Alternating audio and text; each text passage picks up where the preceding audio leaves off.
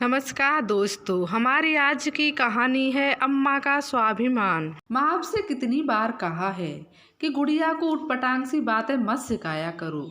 बड़ा बेटा सुधीर अपनी माँ मालती देवी पर भड़कते हुए बोला तो वह चौंक गई। पर बेटा, मैंने ऐसा क्या सिखा दिया गुड़िया को जो तुम इतने नाराज हो रहे हो? इतने में उनकी बड़ी बहू निशा बाहर निकली और कहने लगी, माँ जी, आज सुबह से आपकी गांव की भाषा में ना जाने क्या क्या बड़बड़ा रही है हमारी बच्ची। हम उसे इतने महंगे स्कूल पीडीएम वाले स्कूल में पढ़ा रहे हैं ताकि वह अच्छे से इंग्लिश सीख पाए और आगे उसका कॉन्वेंट स्कूल में एडमिशन हो सके। लेकिन आप हैं कि हमारी कोशिशों पर पानी फेरने पर तुली हुई हैं। मालती देवी जो हैरानी से अपनी बेटी और बहू की बातें सुनती जा रही थी। इतने में बहू अपने पति सुधीर से बोली, सुनिए जी, आपकी माँ की गवारों वाली भाषा तो हमारी बच्ची का भविष्य बर्बाद कर देगी। ना जाने इसके लिए क्या क्या सपने देखे हैं मैंने। अपनी माँ से कहिए जरा दूर ही रहे हमारी बच्ची से। मालती देवी जो काफी देर से अपनी बहू की बदतमीजी भरी बातें सुनती जा रही थी। बड़ी बहू तीर के समान चुभने वाले शब्द अनवरत बोलती जा रही थी और बड़ा बेटा सुधीर सामने चुपचाप खड़ा था कि अपनी पत्नी के व्यवहार को सहमति दे रहा था। 8 महीने पहले ही पति के देहांत का गम झेल चुकी मालती जी आए दिन अपने बहू के ताने का शिकार बनी रहती थी। मालती जी के 2 बेटे और बहुएं हैं। बड़े बेटे सुधीर की एक बेटी जिसे सब लोग प्यार से गुड़िया बुलाते हैं और छोटे बेटे निखिल की 1 वर्ष पहले ही शादी हुई है। हुआ यूँ था कि मालती देवी जी अक्सर काम करते हुए अपने गांव के लोकगीत गुनगुनाया करती थी और इन गीतों के साथ जुड़ी अपने बचपन की यादें ताज़ा कर लिया करती थी। एक दिन गुड़िया ने अपनी दादी को यह गीत गाते हुए सुन लिया और तोती की तरह कुछ शब्दों को रट लिया। नतीजन बड़ी बहू ने इतना बड़ा बवाल कर दिया। दरअसल यह मुद्दा तो केवल एक बहाना था, अपनी सास पर रौब जमा कर रखने के लिए। बहू जानती थी कि उसकी सास बिल्कुल सीधी सादी है, इसलिए उन्हें दबा कर रखने के लिए वो आए दिन कोई ना कोई मुद्दा उठाकर कलह शुरू कर देती थी और सुधीर को हमेशा अपनी पत्नी की बातें ही सही लगती थी। अब तो अपनी जेठानी की देखा देखी छोटी बहू भी अपनी सास की बिल्कुल इज्जत नहीं करती थी।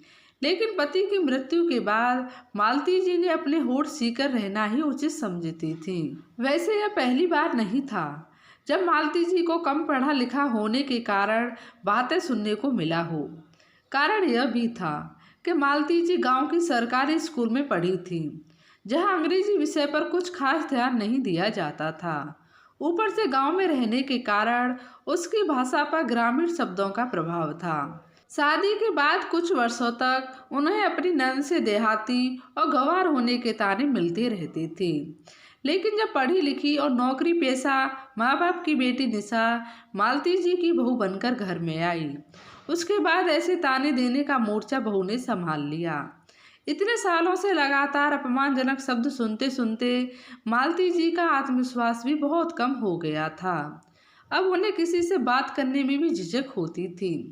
कभी कभी वह खुद से ही पूछ बैठती थी, क्या मैं सचमुच पढ़ी लिखी नहीं हूँ? क्या मैं अनपढ़ हूँ?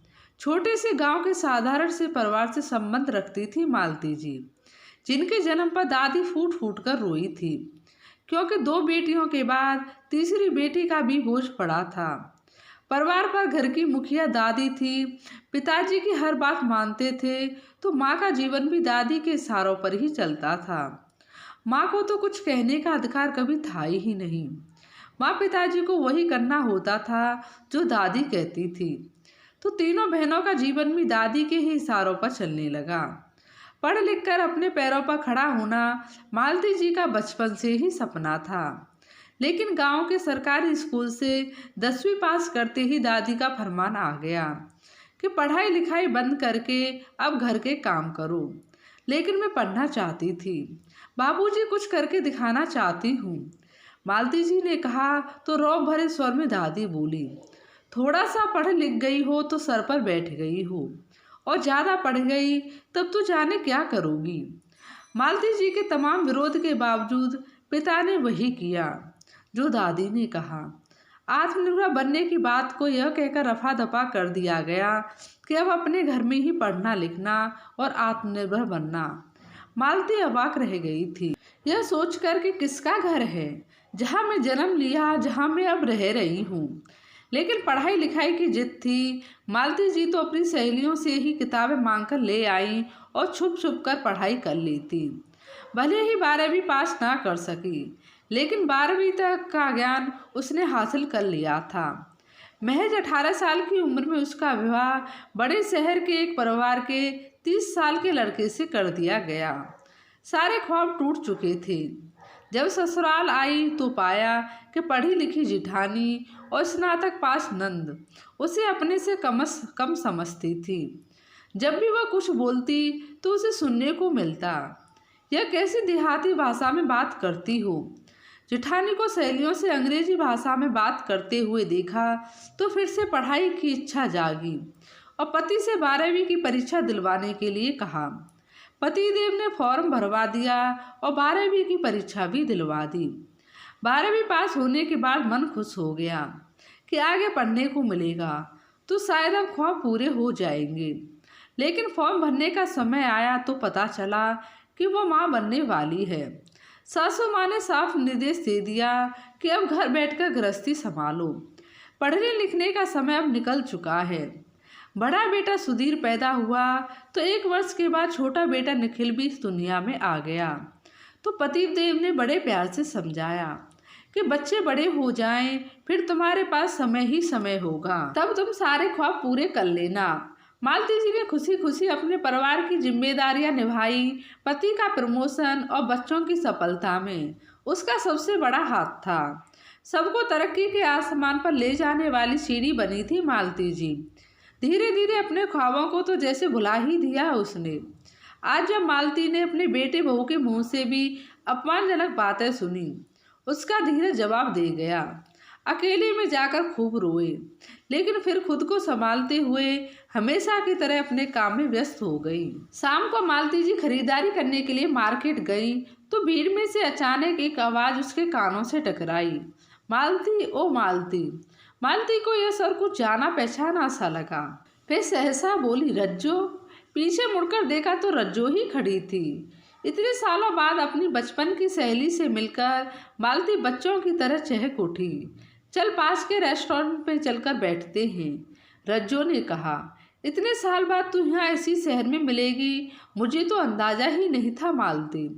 मेरे यहाँ के गर्ल्स कॉलेज में प्रिंसिपल के तौर पर पोस्टिंग हुई है, तो मेरे पति ने भी यहाँ पर ही ट्रांसफ़र करवा लिया है और बच्चे भी अब सेटल हो गए हैं। दोनों अच्छी नौकरी कर रहे हैं। तुम सुनाओ, तुम आजकल क्या कर रही हो? मालती, बहुत बड़े ख्वाब थे तुम्हारे, कहीं नौकरी कर रही हो या फिर बिजनेस? रज्जो द्वारा पूछे गए इस प्रश्न पर मालती अचानक ठिठक गई।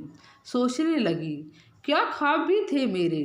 फिर याद आया, हाँ ख्वाब तो बहुत बड़े बड़े थे मेरे।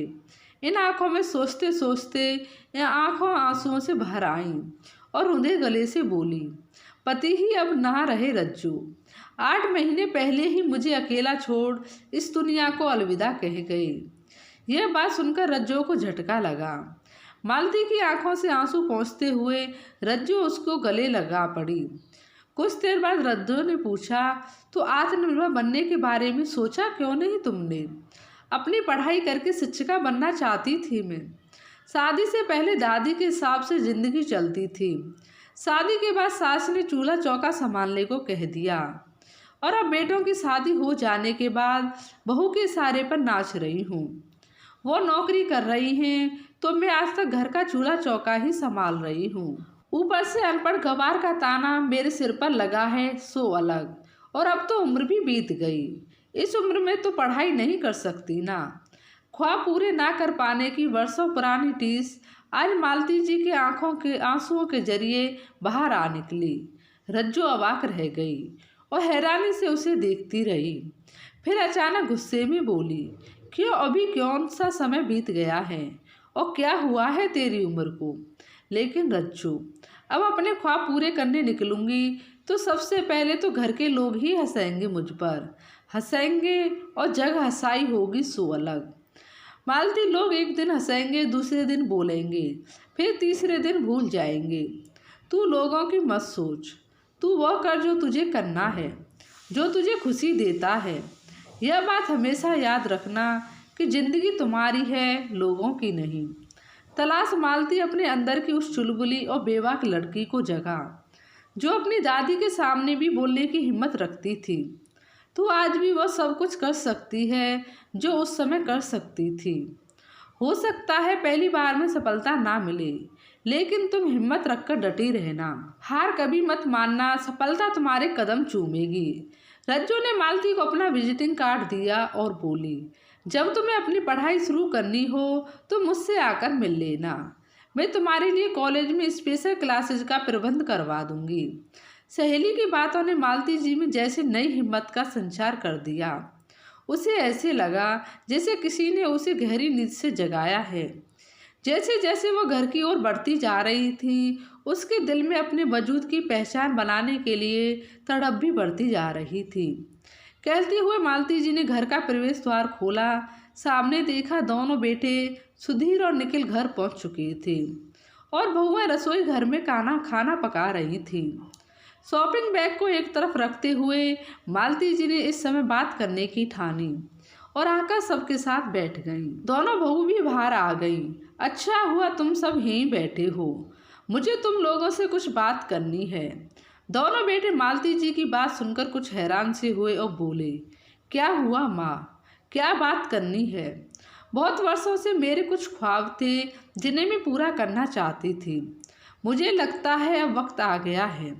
माँ साफ साफ बताओ क्या कहना चाहती हो। मैंने तय कर लिया है, मैं आगे पढ़ना चाहती हूँ। मालती जी ने अपनी बात रखी तो सब हैरान हो गई। माँ, मंदिर और सत्संग के अलावा यह कौन सा नया शौक पाल लिया अब अपने? सासू माँ, यह भी कोई पढ़ाई करने की उम्र है, कुछ तो सोचकर बोला कीजिए। बहू तंज करने के इरादे से बोली, दिमाग ठीक तो है, यह कैसी कैसी बहकी बहकी बातें कर रही हैं आज? तौरिया चढ़ाते हुए बड़ा बेटा सुधीर बोला, हाँ मैं बिल्कुल ठीक हूँ। और यह क्या तरीका हुआ बात करने का सुधीर? आखिर मेरे भी कुछ सपने थे, कुछ अरमान थे मेरे दिल में, और यदि मैं अब उन्हें पूरा करना चाहती हूँ तो इसमें गलत ही क्या है? इसमें सही भी क्या है माँ? निखिल की आवाज़ आई। आप इस उम्र पढ़ाई करने के लिए निकलेंगे तो आस पड़ोस के लोग क्या कहेंगे?